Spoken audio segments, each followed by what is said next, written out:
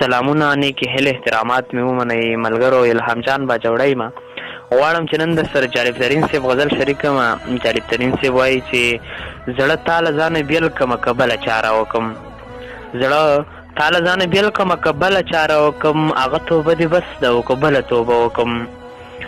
تر څو به زه جانانه د خپل ځان په ویر اخته یم، تر څو به زه جانانه د خپل ځان په ویر اخته یم، زه وځم له مداره چې د ژوند جنازه وکړم. او ته راکه ساقي جانه ډک جامونه د منګینه، ته راکه ساقي جانه ډک جامونه د منګینه، اخري خواهش لرم چې د انګورو سکه وکړم. بیخي ډېره خفه به وه چې زه به وم ناجوړه، بیخي ډېره خفه به وه چې زه به وم ناجوړه، روا به وي خدایه که چې دې ته سجده وکړم.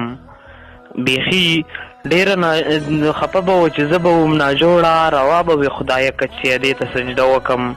او ګولۍ زه نورې نه خورم شبګیرې در پسې کړمه، ګولۍ زه نورې نه خورم شبګیرې در پسې کړمه، شاید خدای دې راکړي زه به دا کفاره وکړم.